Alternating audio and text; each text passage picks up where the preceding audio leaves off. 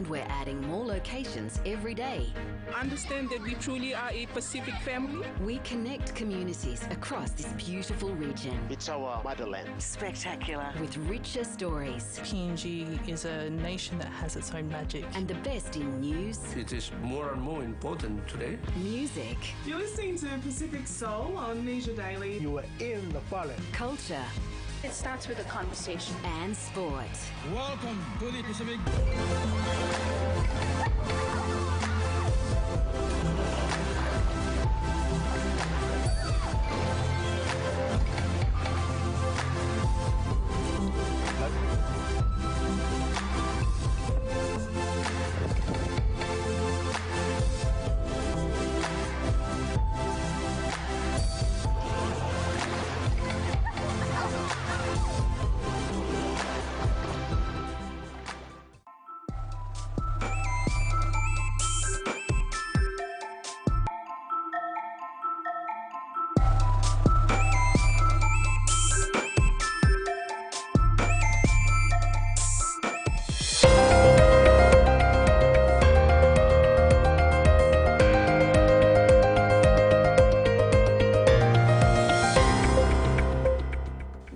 Hello, this is the Midday News. Thanks for joining us. Prime Minister James Marape has welcomed Parliament Speaker Joe Pomat's decision to ask the courts for clarification on the process of bringing to Parliament the motion of vote of no confidence in the Prime Minister, as per Section 145 of the Constitution.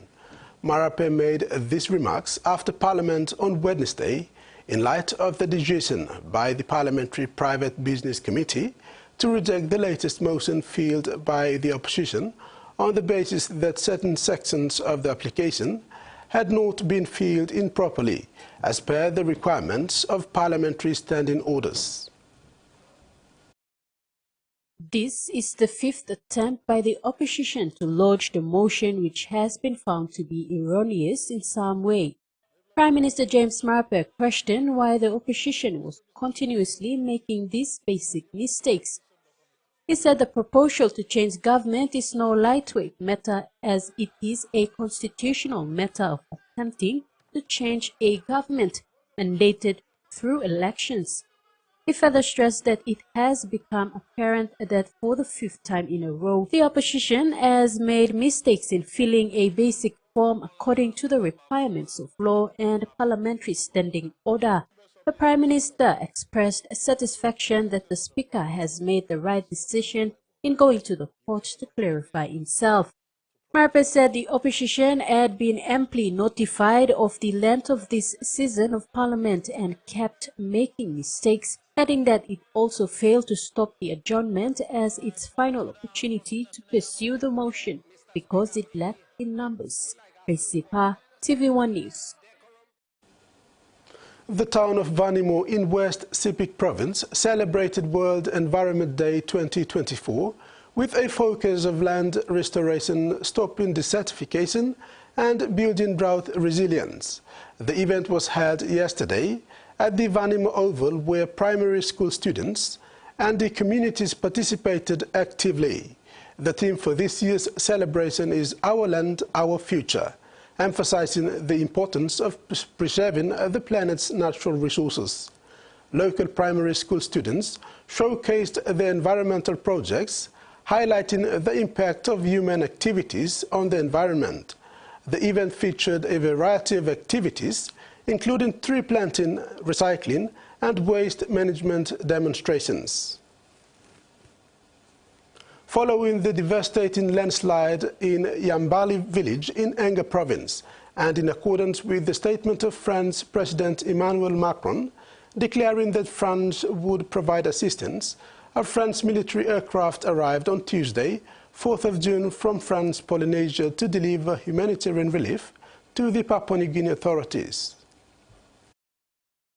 These contributions from France was received at Port Moresby Jackson's airport by the Acting Director of the National Disaster Center, Lasso Mana, Secretary of Defense Harry John Akipe, Acting PNG Chief of Defense Force Commodore Philip Polewara, and France Ambassador Gualomi Limaini. Mate Bogasi, humanitarian advisor of the United Nations, was also on the ground to facilitate coordination efforts. The items, tents, jerrycans, kitchen kits, mats and ropes, representing 17 tons and 75 cubic meters, were coming from a humanitarian preposition stock located in France, Polynesia, supported by an Airbus A400M aircraft from the France Air Force. In addition to these items, the France Ministry for the Armed Forces and the France Ministry for Europe and Foreign Affairs announced a donation of approximately 1,200 to operations by the International Organization for Immigration to distribute for recovery and construction efforts in Enga. This support, coordinated with French regional partners, is also a practical example of the solidarity and civil-military cooperation promoted by France at the South Pacific Defense Ministers meeting in Naume last year, which Papua New Guinea is a member, and the recent Trigila dialogue in Singapore. Tracy Pa, TVWAN News. South Australia's Aboriginal Children's Commissioner has described the state's children protection system as institutionally racist and abhorrent, with First Nations children entering state care at alarming rates. After an almost 2-year-long injury, Commissioner April Laurie says more needs to be done to prevent a repeat of the stolen generations. A damning assessment of South Australia's child protection system. Children get disconnected from their families, they get disconnected from their culture, they get disconnected from their community. Their rights get trampled on. April Laurie has spent almost 2 years investigating the removal of Aboriginal children from their families. She says the child protection system is institutionally racist. We've got things very wrong here in South Australia. They need fixing. In a report tabled in SA Parliament, Ms Laurie wrote the state was unnecessarily removing disproportionate and growing numbers of Aboriginal children from their families. She warned the numbers of children being removed are approaching levels akin to the stolen generations. We have an institution as child protection that has inherited the legacy of the stolen generations, that continually removes our children at alarming rates compared to non-Aboriginal children. Aboriginal children make up 5% of all children in SA, but they represent 37% of all children in out-of-home care. Ms Laurie says some First Nations babies are removed just hours after birth. This abhorrent practice of uninformed removals in birthing hospitals needs to cease. The state's Child Protection Minister responded in Parliament, acknowledging removal rates are unacceptable. There are multiple and complex factors that contribute to this situation, and across government we are steadfastly committed to the national Closing the Gap targets. Ms Laurie has made 32 recommendations to the government. We need more of investment in prevention.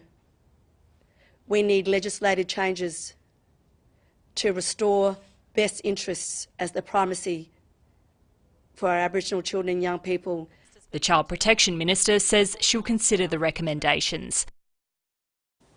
The much-anticipated women's 100-metre held yesterday saw PNG's top 3 sprinters up against a strong field of Australian and New Zealand athletes seeking important world ranking points. With athletes PNG needing to decide these championships who to nominate for the 100-metre at the Paris Olympic Games, and the outcome of this race was eagerly awaited. In the semi-final, Adrian Monaghi ran a superb personal best time of 11.93 seconds to qualify for the final, with Leonie Beu clocking 12 seconds, securing an automatic place in the final. Pies Whistle and Emmanuel Anis both made the 100-metre final. Timothy Tuna just missed out despite another fine run of 10.86 seconds. He looks forward to the 200 meters event. Other events are underway, with Benjamin Aliel in the 400 meters final and Patricia Kuku for the 400-meter final as well. The State of Origin opener between New South Wales Blues and Queensland Maroons last night ended with victory to the visiting Maroons. The Maroons piled points at will in a one-sided affair following the Blues centre Joseph Suarez and send-off after hitting the Maroons fullback Rishwells on the head in dangerous tackle. The Maroons was too good for the depleted Blues, who completed for the 73 minutes with only 12 players on the field. The Maroons get the first win of the series 38-10. Here are the highlights. Boys issue Cherry Evans off quickly down a short side. One-handed pass. Ben Hunt over for the first try.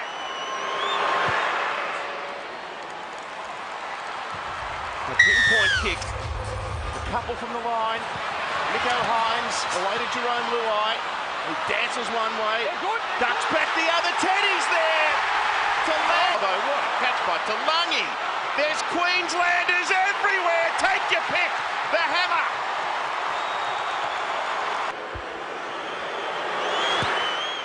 Another great kick by Holmes. Leads his state for the 16th time tonight. Dearden trying to play to that left-hand corridor again, and Cobbo has left Hines behind, and Lomax and Talangi, and the hammer is there again. Nightmare for New South Wales at home as Queensland continue to rattle up points.